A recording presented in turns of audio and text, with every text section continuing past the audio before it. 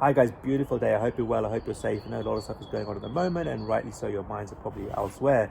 But as promised, I said the videos are going to keep coming, the medical education is going to keep coming, just so that when you come back one day to think about your exams, you're going to get straight back into it. This video is all about the golden first minute principle that a lot of people talk about in consultation, stroke communication skills type exams, things like MRCGP CSA or PLAB 2, exams where there's a lot of consultation skills within them.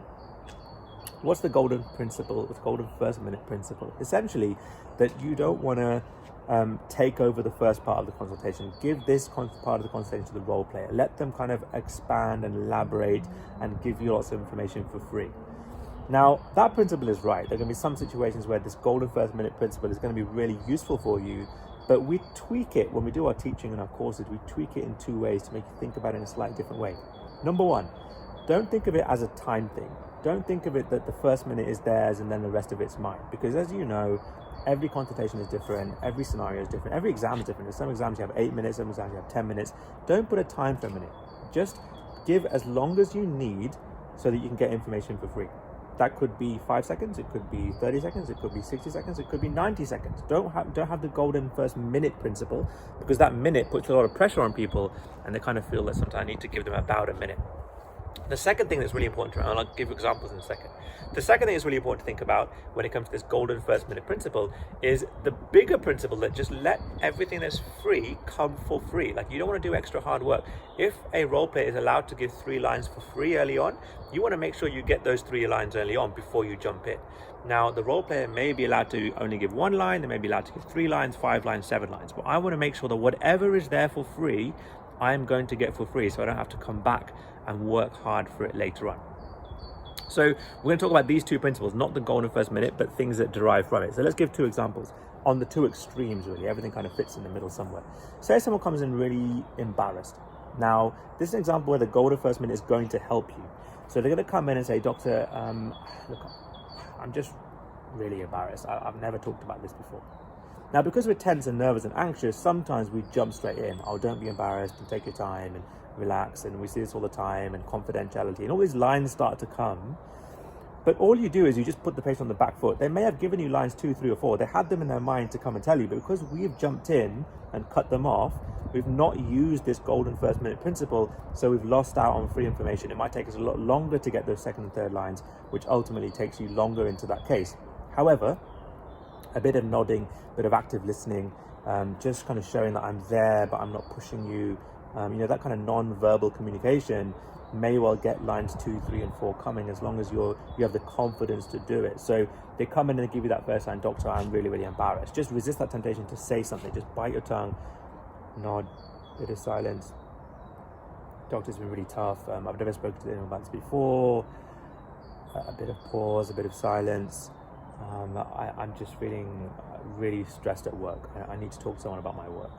Now, without doing any hard work, without saying anything, you've managed to understand that A, this person's pretty embarrassed, B, they've never talked about it before to anybody else, and C, you know it's an issue going on somewhere around work and around stress. So you're already quite far into that case without kind of saying anything. Now, whereas if you just said, oh, tell me more and don't be embarrassed, it might have taken you an extra minute to get that information out. So that's where the golden first minute works for you. But again, don't worry about how long it takes, whether it's a minute, it might take a minute and a half, it might take 2 minutes. And don't worry about, and make sure you get all that stuff for free. Don't get 1 line and then jump in and then have to work hard for the rest of it. So that's one extreme. The other extreme is where we try and use it where we don't need it. So say someone comes in very angry, very aggressive, very frustrated. Their first line is, Doctor, look, I'm really frustrated. I need some answers. Now, you might think golden first minute, wait, pause, but if your gut feeling is telling you that person is not going to say anything else, but because sometimes we just see people doing this golden first minute because they've been told you need to give them a minute, so we just kind of wait and it makes the situation worse, and it's just silent, and you know they're not going to say anything. So eventually you start saying something, but you've lost time, you've lost rapport. It just doesn't look good from someone else's viewpoint, that you just missed out on this fact that they're angry and you're not trying to do anything about it. However, if you just follow your gut instinct that this person's not going to say anything else, so you realize that very quickly, and you just go, right, first I can see this is really frustrating for you, really glad you come, let's try and see what we can do about it, let's see if we can help. Straight away you start to move the consultation forward because you know there's nothing else coming. That's where the goal of the first minute is not important. It's not important to just sit there and wait for a minute because nothing else is going to come. So those are two extremes where the goal of the first minute might take you much longer than a minute, where it's very valuable for you, and also where the goal of the first minute is actually only about 5 seconds because one line is all that's going to come for free. So when you think about this golden first minute principle, go back to those two key things that we talk about. Number one, don't put a time frame on it. It could be 10 seconds, 30 seconds, a minute, or 90 seconds. It's not the time that's important. It's not a first minute.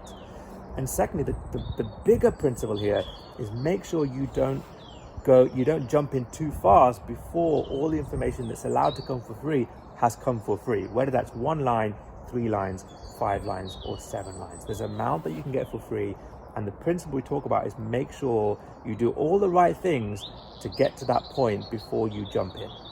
Could be really early, could be after a minute, it could be even longer. Now we do much more like this in our communication skills teaching, whether it be through our audio teaching or our online course teaching or our face-to-face teaching. Have a look at the website, auroramedicaleducation.co.uk. Book yourself in one of those courses or download or subscribe, whichever one is more valuable for you. Practice these things when you do a role play practice with your colleagues. Practice thinking about this golden minute principle. Am I just giving a minute for the sake of it? Am I recognizing when things are finished and then I go in? Have I got the confidence to say something when I should say something, or do I try and play the game of first minute? Think about this when you're doing your role plays. It can make a huge difference in how that first opening bit starts and how much information you get for free, and therefore how far you get into that case and how quickly you get into the real key issues going on in that scenario. We do so much more of this on social: YouTube, Dr. Aman Arora, Instagram, Dr._Aman_Arora, and Facebook, Dr. Aman Arora as well. Have a look at those for much more free clinical teaching, but also communication skills teaching as well. I hope to get to meet you at some point in the future. You know the hashtag, CanPass Will Pass, hashtag I went with Arora. Have a great day.